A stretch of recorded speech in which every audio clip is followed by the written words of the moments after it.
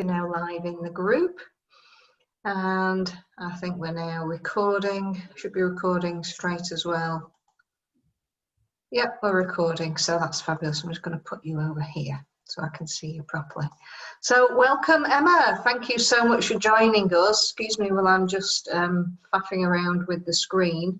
I'm trying to put this onto a smaller screen so that I can actually see what's happening in Facebook as well, but for some reason it's not allowing me. So forgive me for those of you who are on Facebook and you might be commenting. Please do put your comments in. Please do ask any questions for Emma. I'm going to let Emma introduce herself properly in a moment, but we are going to be talking about children and young people's struggles right now, because right now seems quite an important time, being back at school and all the emotions that are coming up and the overwhelm for some, which might not be happening now, but it might have happened before they're going back, or now, or it's going to hit some of them a little bit later as well. So we're going to be covering all sorts of aspects here. So bear with me. So Emma, can you just introduce yourself for us and just tell us who you are and sort of what you do in the children and the youth in the community? Okay, so hi, I'm Emma. I've been a youth worker for about 25 years now, and before that I was a young person in youth club myself. I've worked in almost every type of youth work, from centre-based, detached and street-based. I've done advocacy work, I've managed, quite big youth provisions. For the last 11 years I've been a senior lecturer in a university, and I've also been chair of a national charity, Youth Cymru, for the last 9 years as well. So I've volunteered for that, and I'm a professional doctorate student at Cardiff University. I'm in the final year, so 5 years in, last year to go, and I'm just starting my own sort of research and consultancy in working with children and young people as well, alongside my doctorate. But it's one of the things that I've never ever lost my passion for, or my commitment for. Very often people will say, why are you still volunteering even though you work full time? But children and young people, I'm very passionate about them. I've got lots of experience now, and I am using that experience not just in my volunteering capacity, but in all aspects of my life as well. And I think that's it. When you find something that you are so passionate about, it just becomes a lifestyle. It just becomes part of you, really, doesn't it? So it sort of then generally just, we can't do enough to help others, really, because there is so much help needed out there, that the skills that you have, especially for the young children and young adults, we need specialists like you to be able to guide us through. So with all this fabulous experience that you've got, Emma, and the way things are sort of at the moment with everyone going back to school, how and what issues have you found sort of during lockdown and coming out of lockdown? How are the children coping? Well, there's been a number of sort of key reports published over the last few weeks, last few months, sort of particularly during lockdown. So there's been the National Youth Agency has released a report talking about young people being out of sight, and their voices not being heard. And there's some quite scary statistics and data within that. So some of the data from England is that we've got over 2 million children and young people living with a vulnerable family background. Half of them are at a vulnerable stage in their teenage lives, and half of them have had their lives turned upside down by COVID-19, even more so during the sort of pandemic. A number of them are facing really unprecedented challenges. A massive issue, as we all know, is around teenagers with poor mental health, living in cramped conditions, overcrowded homes, and of course now they're without school and without really a lot of support. So one of the things that we are lobbying for is that youth workers need to be able to get out on the streets and be able to work with some of these very vulnerable young people and actually sort of reach out to them. How can we, Joe Public, how can we sort of assist any of this? Can we? There's a lot of negativity out there about young people at the moment, particularly in the news. There's lots of sort of reports saying that they are actually spreading the virus because or carrying the virus. You know, so I suppose it's just being kind to young people and keeping a lookout for them. You know, show them a friendly face, a friendly you, if you can. Keep an eye out. Are you seeing that same young person who's quite isolated on their own, not having any contact with anyone? And, you know, see if you can put them in contact with any agencies that you know are working within your community, because there are youth workers still out and about there, still working on the streets with young people. But there's also a lot of digital youth work going on as well. Young people, they are very digitalized. They are spending over 7 hours a day when they're not in school using sort of more sort of digital methods. So there are support services out there that young people can still access as well. So it's important that we are signposting children and people and getting them to access, you know, support services and to develop a relationship with a youth and community worker if and when we can.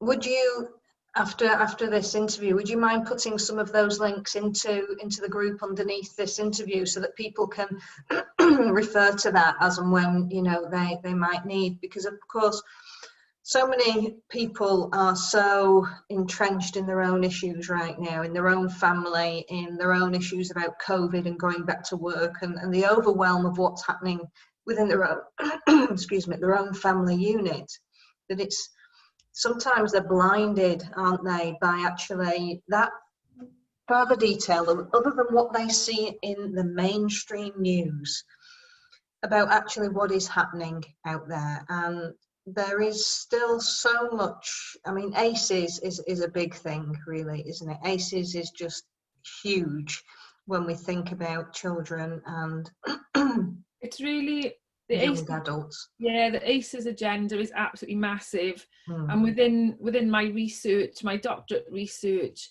I've been talking to students who perhaps haven't done as well as they could have from during school.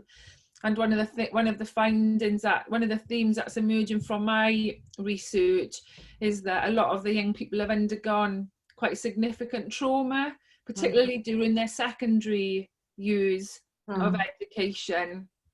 And the trauma that they've all shared with me has either been around domestic violence, divorce, alcohol. So all these issues that our young people are going through now, you know, it could possibly be having an adverse effect on their adult life. So that's been one of the key themes that's come out, that's emerged from my data, and I'm currently writing all that up now. So all these little things can add into quite big, significant issues for young people, you know, as they go in through their transition into adulthood and have an impact upon their lives. So yeah, adverse childhood experience is quite a significant issue as well.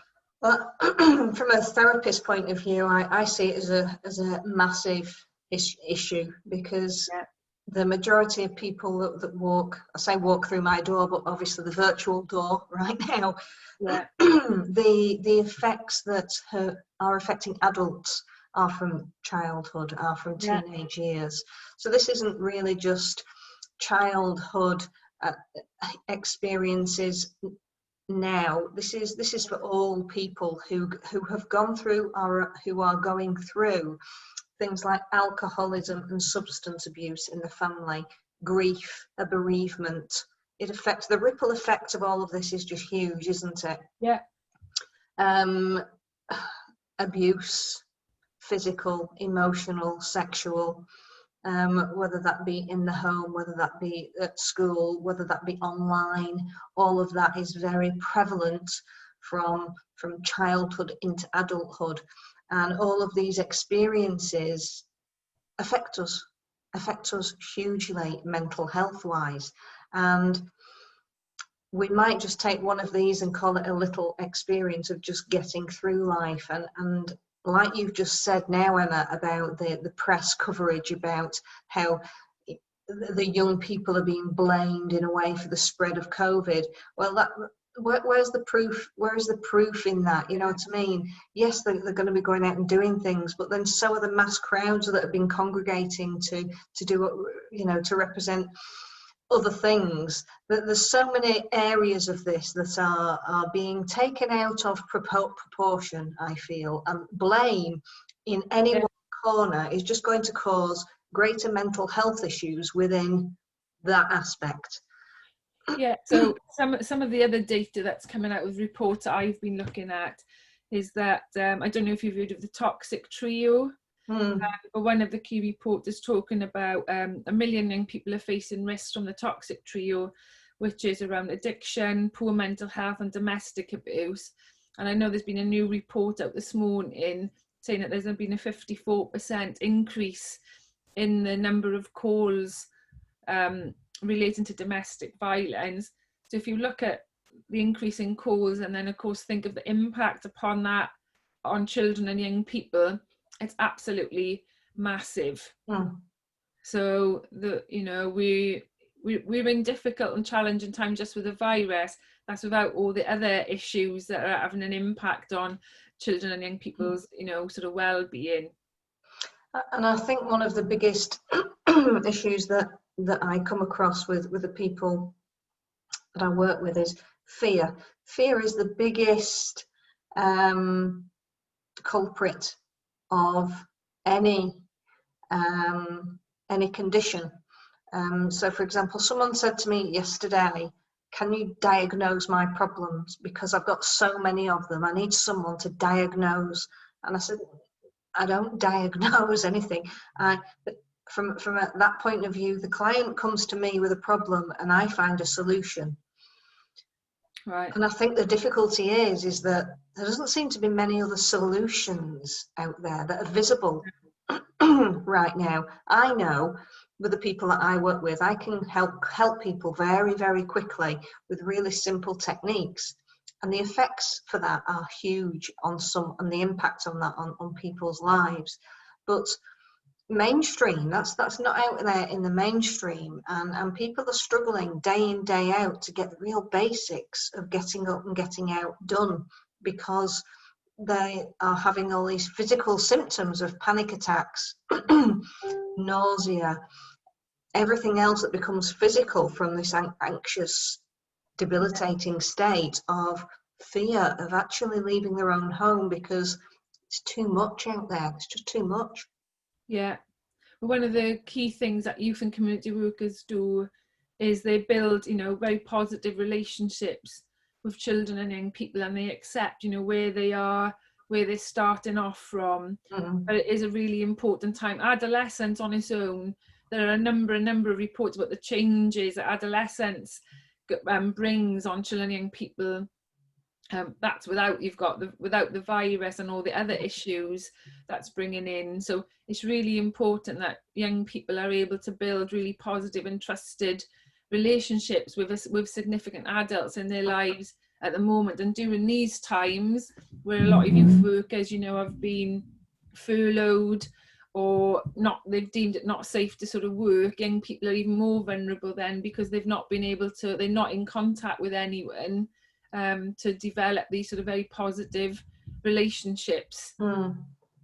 So how is there anything that we can do to help that process? There are a number of things, I guess. I suppose is if any of us have got teenage children or adolescents, in our own homes, how are they? What's going on? I've got two 23-year-olds. who are, they're both working, they're Mm. out and about, but they found lockdown incredibly hard. Yeah. They are back in work now and they're fine, but you know, how are your own children? What's happening with their friends? Are there any signs or signals that you can be picking up on? Anything niggling at you to show you that their mental health isn't good, that they need some additional TLC, some additional support? Mm. What are their feelings like going back to school?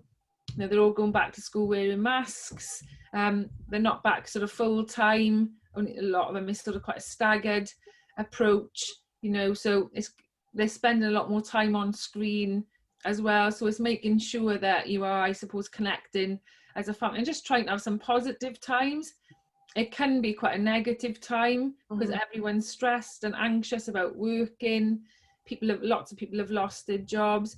So is there some nice things that you can do, you know, as a family, as a group of friends, to try and ease some of their anxiety? It's easier said than done, I know. It is. I have 3 boys, and you got 17, 20, and 21. And, you know, it's the most difficult thing in the world, as far as I'm concerned, to get 3 young men to want to engage with the mum who they don't consider cool, they don't consider, you know, knows anything about what is going on out there in their life.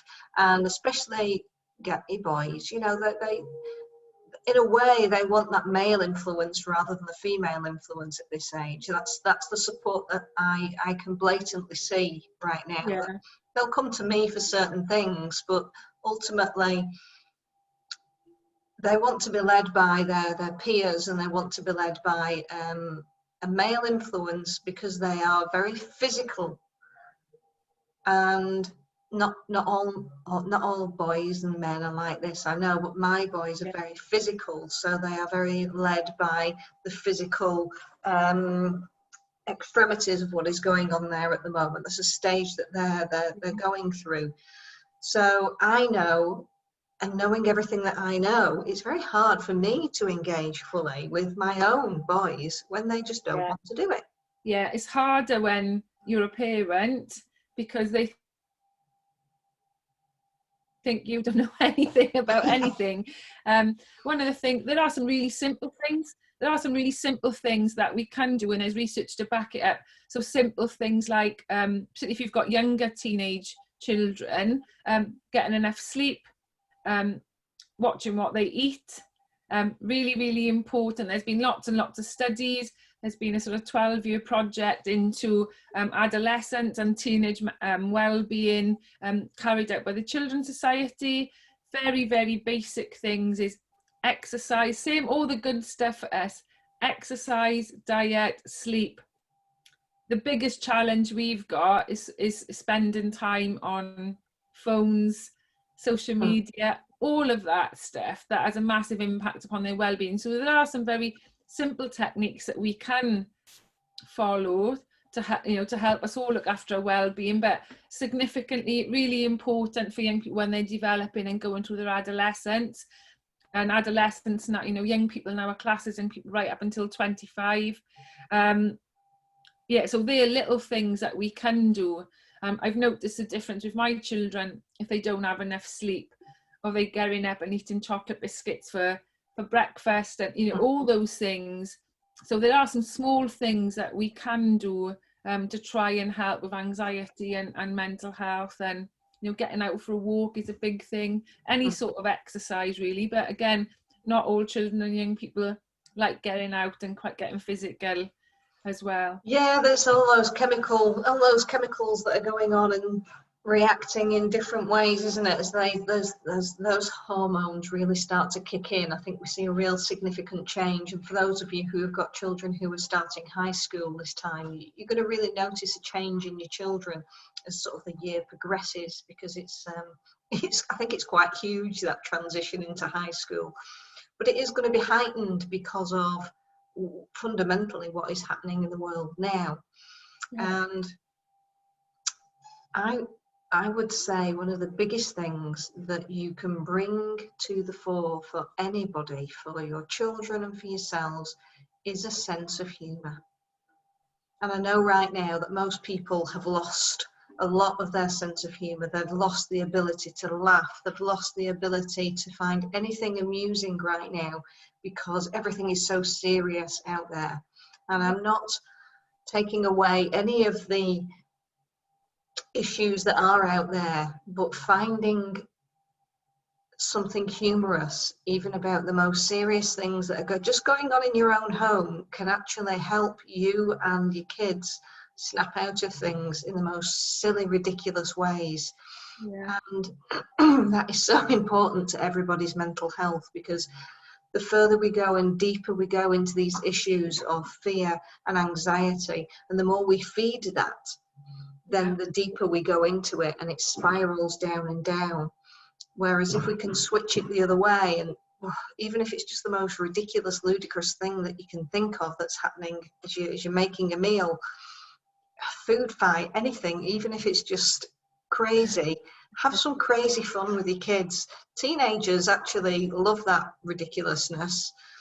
It does get out of hand, and it can get out of hand, but just be prepared to actually have some fun at home that might get a little bit out of hand with some food or whatever, rather than it being the other extreme.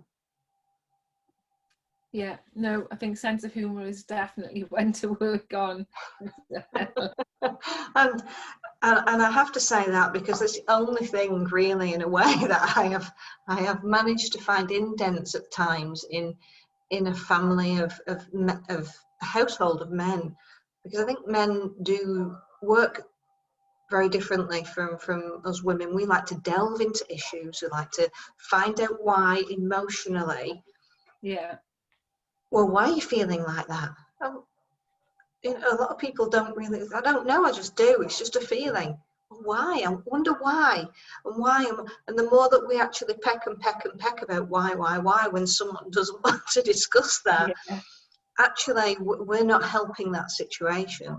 So just accepting that someone does feel like that is enough. Yeah.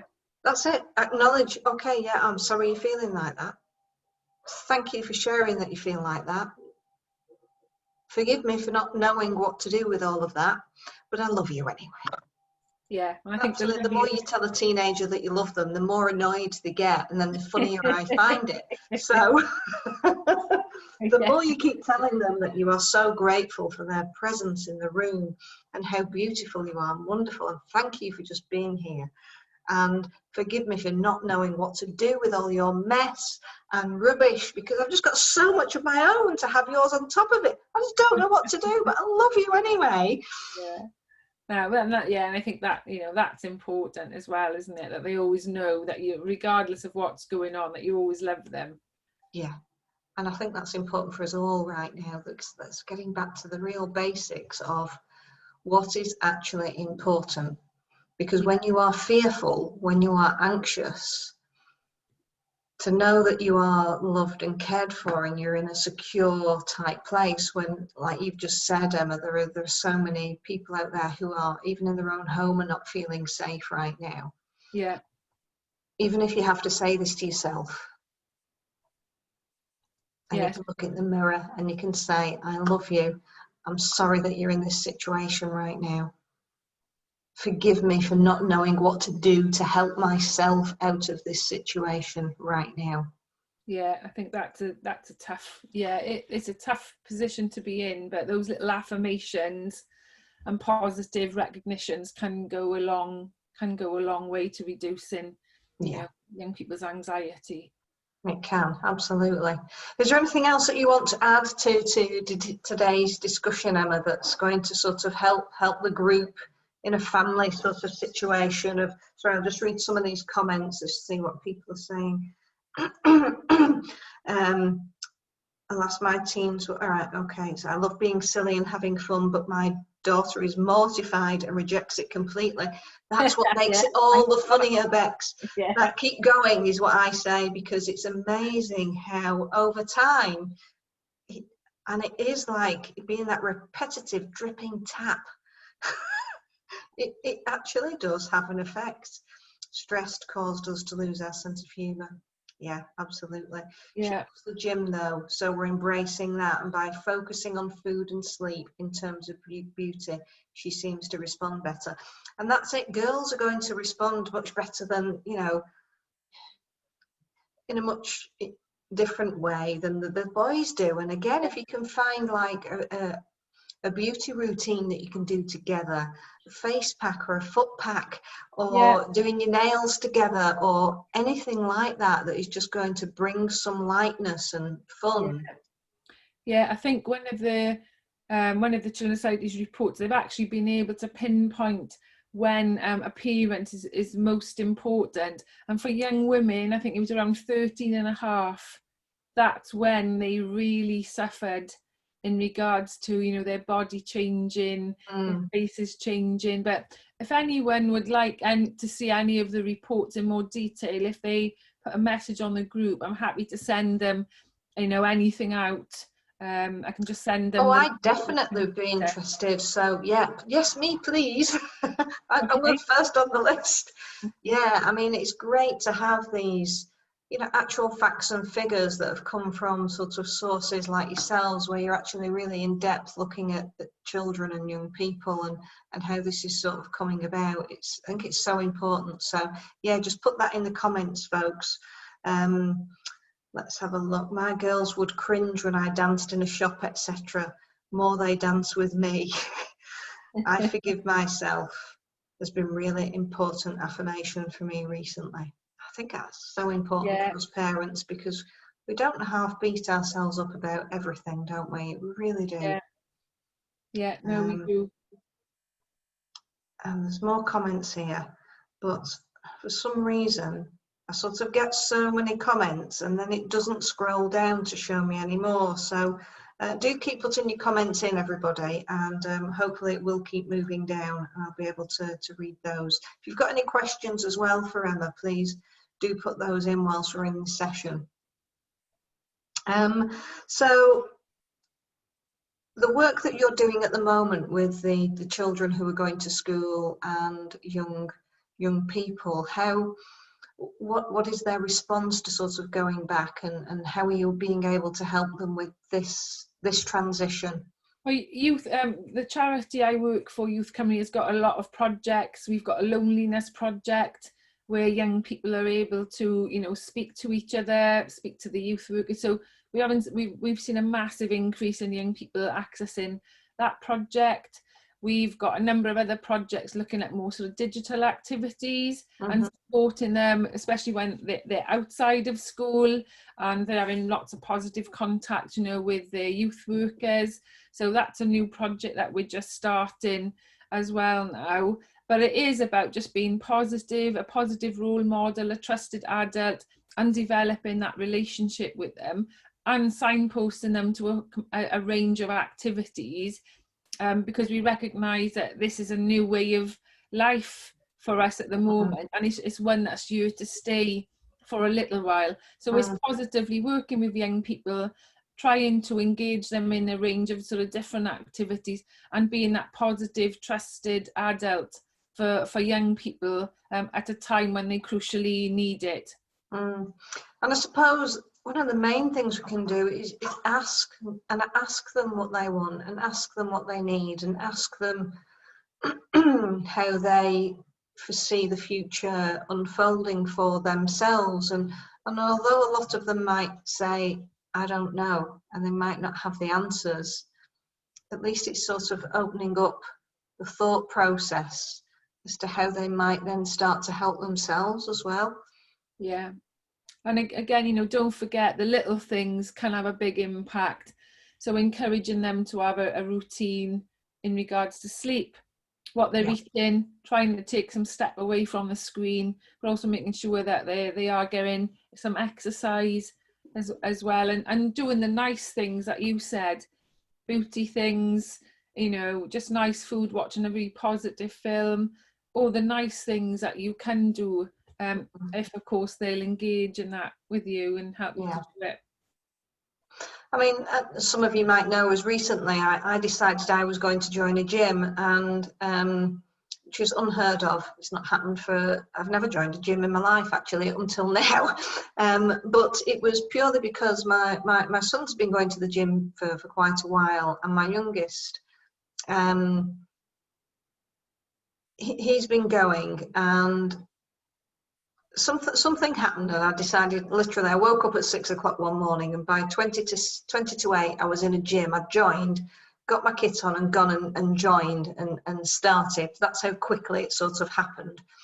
But actually, that's really opened up even though I don't go with them and we don't go together, and, you know, my youngest son has been once and shown me how to use the equipment and things, but it does give us something else to talk about, and I can now relate to what they're saying. And so being able to have something in common like that, where it might do you good as a parent to go and do something different that your kids have been doing, and actually investigate it and get involved in it. It just gives you that common ground to open up discussions and things again. I think that's really quite important for us, not to just expect them to come up to our level all the time, but for us to go and do, even if it's playing a PlayStation game or learning a dance routine that the kids, you know, the girls do at school or whatever, just trying to do part of that actually gives you an understanding of how much time and effort they need to put into something that they're willing to learn. I know a lot of children, you know, they're quite scared at falling behind, you know, with their schoolwork and trying to sort of catch up. So that may be something that they may want to sort of talk about or not talk about. But I suppose it's getting reassurance from the teachers as well on how they're going to help them, you know, sort of catch up. So that's an interesting journey that they're going to be embarking on now, is catching up on, you know, what they've missed over the last sort of 6 months whilst they haven't been in school. And I think that's actually huge, Emma, isn't it? Because I know a lot of people are now deciding to not send their children back to school, and they're going to continue with home ed, really, aren't they? But that whole process of, although the kids might be back at school, I know my youngest, for one, you know, he's going to struggle when he goes back for his last year of A-levels, because he didn't do as much as he should during lockdown. You know, he switched off mental health wise. He wasn't great. He couldn't grasp not seeing his friends and things. So it really impacted his learning for that part of that last final part of the year. Now he's a very different young man, and he can't wait to go back and get involved, very much like very many of them. But there's going to be so much that he's got to catch up on. And I suppose I could help him there by actually going and doing some learning of myself. And it's not to interfere, but so that I can help, genuinely help if I need to, or that, again, we've got that shared interest of being able to cross-reference things.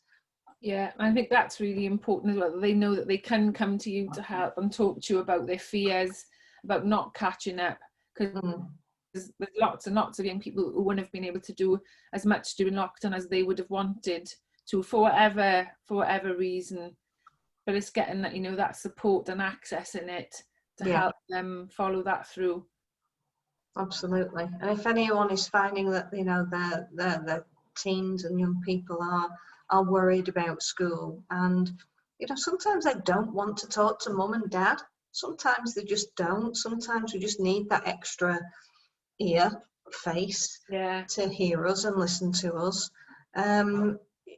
It's being open so that they can have that other person to actually delve into, because if they sometimes feel that mum and dad or grandparents or whoever's their carer is so overwhelmed by everything that you're dealing with, they will not want to share their load on and give you that as well, because kids see how we are, coping with life, and you know, they don't want to just impart everything if they can see that we're struggling as well. So it's signposting, like you said, Emma, isn't it?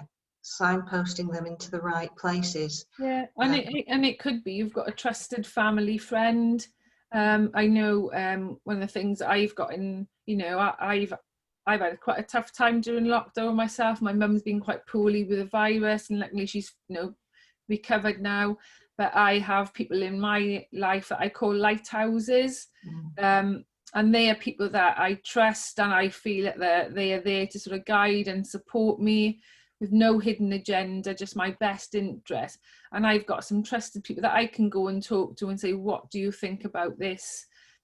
Should I take this option or that option? And just somebody that you trust that you can go through. And for young people, I think that's important, you know, as well, that they have got somebody that can guide and support them. And sometimes they do prefer it if it's outside of the immediate family for whatever reason, you know. So I think that's an important one as well.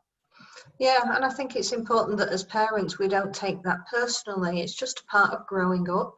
It's just a process that actually your children are wise enough and okay enough and confident enough to actually go and talk. At least if they're talking to somebody else, there is a sharing of, and they're offloading onto to somebody that might be able to help them down the line.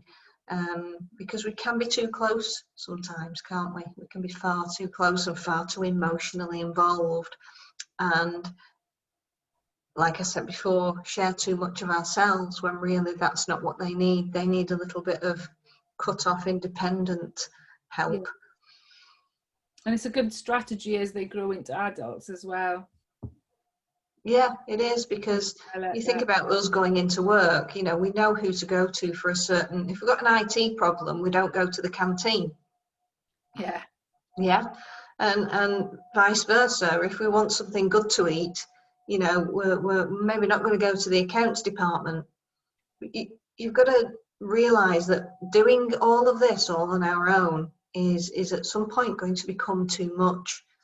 And I know it's hard to look out there and to know who to trust, but pick the area of expertise that you want to go to and find someone that you can relate to and bounce off, and then test it out yourself.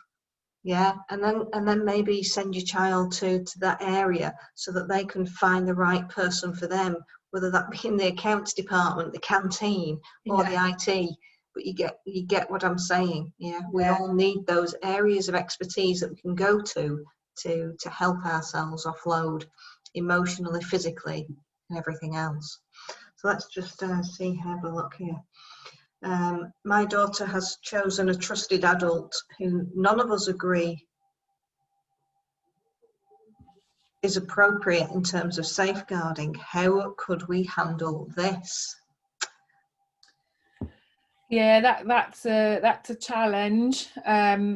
If it is a safeguarding issue, you know, you need to sort of talk to your daughter about that and explain why you've got concerns, and then you need to decide, you know, should it be reported as a safeguarding issue? It's a difficult one.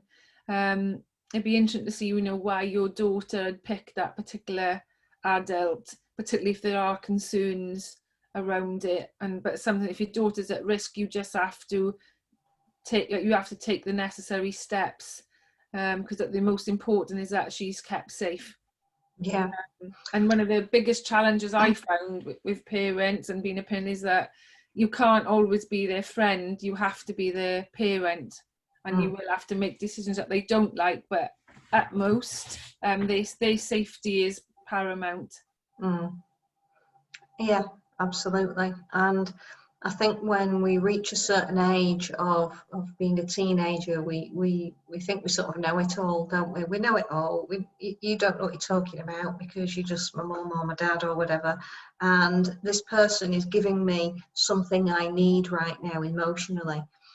And although we don't know what that emotional need is, it could just be that that person is listening to them and they're feeling heard and they're feeling like an adult.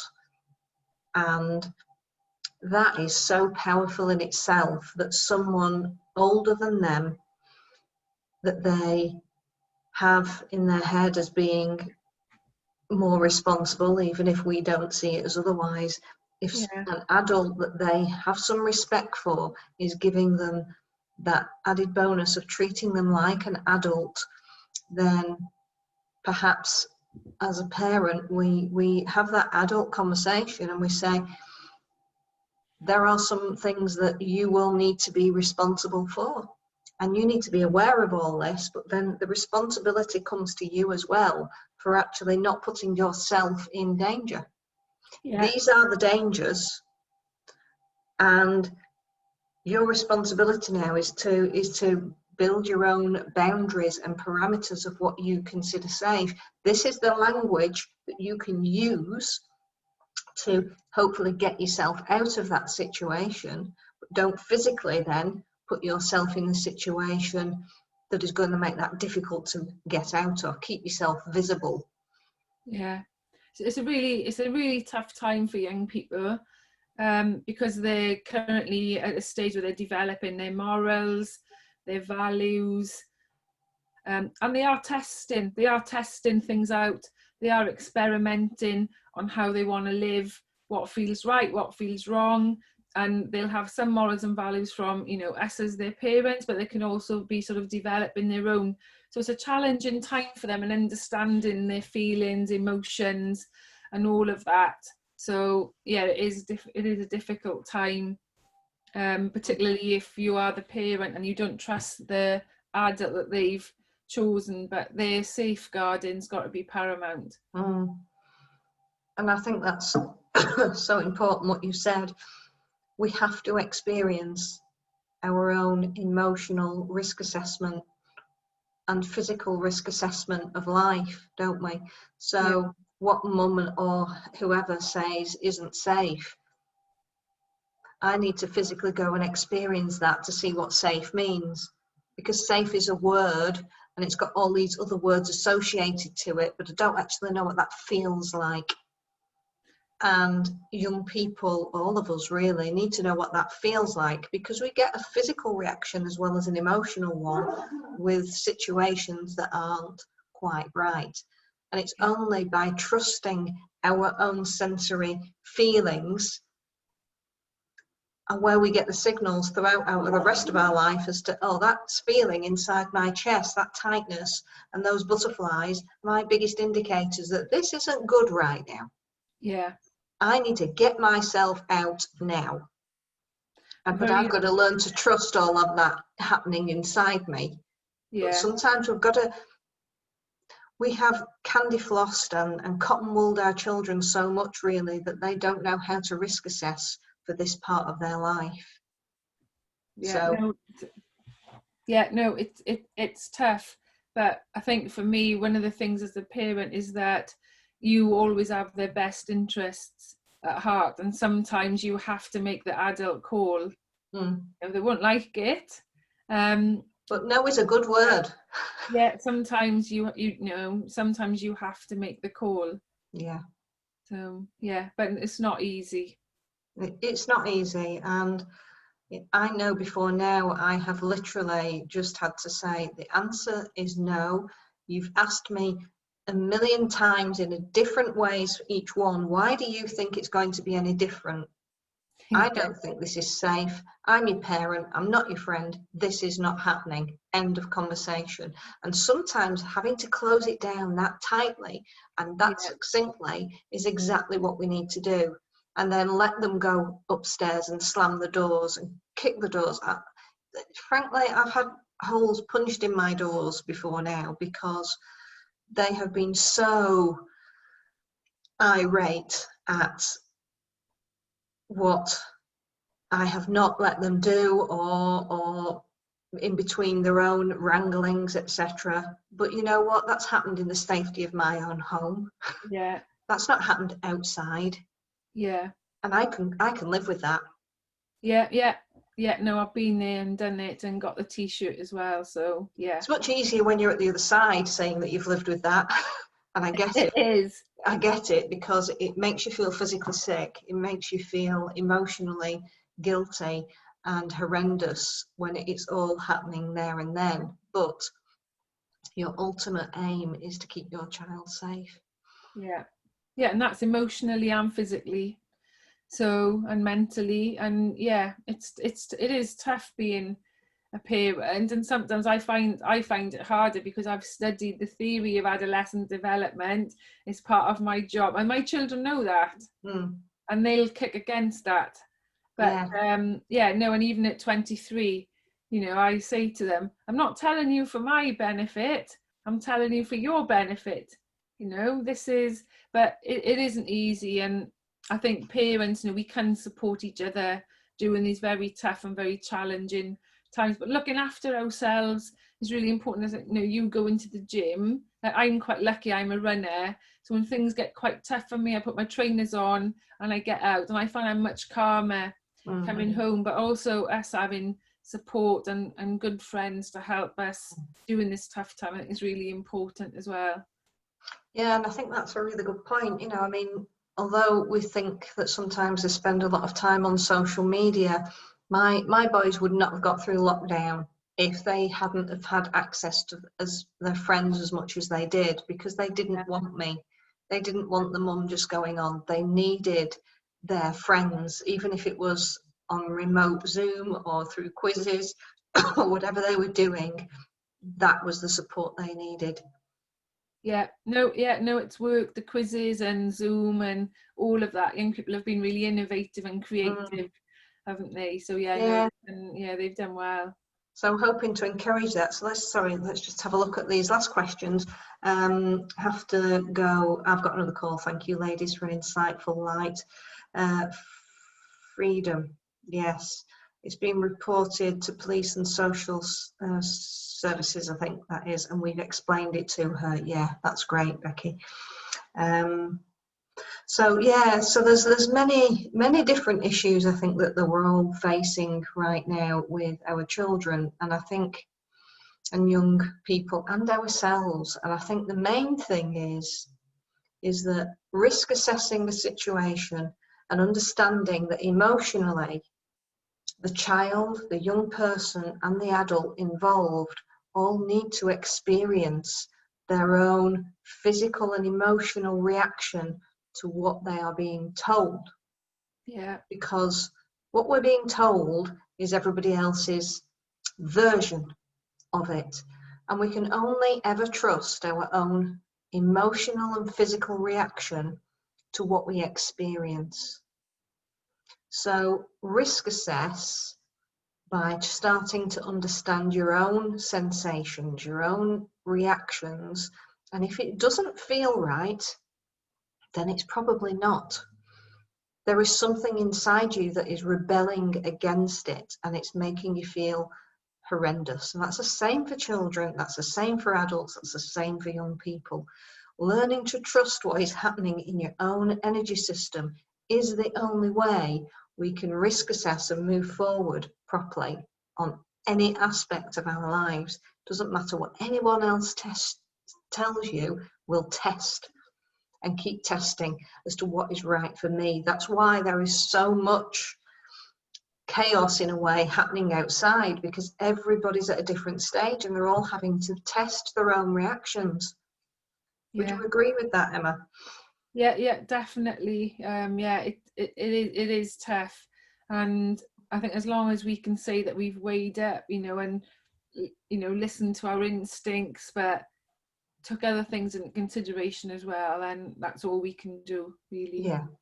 Yeah, and I think it is important that as an adult you understand your own instincts as you're guiding your child. So if there's things that you're unsure about what's happening out there, then sorting out your own energy system as to physically what's making you feel right, emotionally what's making you feel right. If you can't trust that yourself, perhaps that's an area that we need to work on.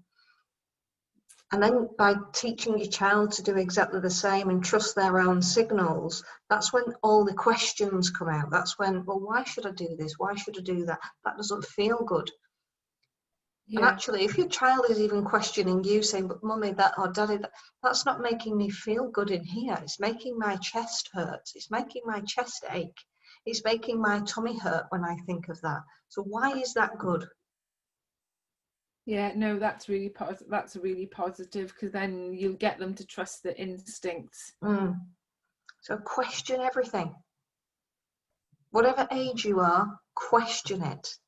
And if you're really unsure, find that pocket, those little pockets of people with those expertise areas that you can go to question a little bit further, and then a little bit further. But also be aware of what those questions are making you experience. And if they're making you experience something that's even more uncomfortable, go the other way with the questions. Yeah, that area that you're delving into might be too dark right now for you to deal with. So go to the other side and see how that feels. Because there's always a polar effect. Yeah. And then when you've experienced both poles, you somehow meet in the middle and become quite neutral about it. Yeah, and pros and cons, weighing up the pros and cons and looking at that on a piece of paper is really helpful as well. When you're having tough decisions to make. It was like Grand Designs. I watched Grand Designs last night, and there was a guy from Ireland, and he was renovating a castle, and he was doing it without any drawings, architect drawings. Oh no. And of course, the guy who was doing it all, you know, he was putting walls up and pulling walls down because the guy kept changing his mind as to what was going on. And the presenter kept saying, why don't you just get an architect and have some drawings, because you can rub out a drawing. Yeah. And then just do it again. Whereas it's much more expensive, whether that be financially, emotionally, or physically draining, to build it up and build it down, knock it down. Whereas putting it down on paper sometimes, or offloading it and discussing it with other people, you can rub it out, scrub it out, get a new piece of paper and start again, before you actually start to plan that process of building something up or knocking it down. Yeah, no, that's a good analogy there. Yeah, I really like Grand Designs. I love it. Well, Emma, you've been absolute fabulous guest to have on. So please do put all your details in below so that people can get in touch and get the statistics off you, but also find out more about how they might be able to work with you as well. Because, you know, for young people and children, Emma's got such a wealth of experience here, folks, that please do get in touch with her with any of your queries. And I'm sure that Emma will come back and answer any of your queries that you put into the comments, and respond appropriately. Is that okay, Emma? Yeah, that's great. Thank you very much. Oh, it's been an absolute pleasure. Thank you so much indeed.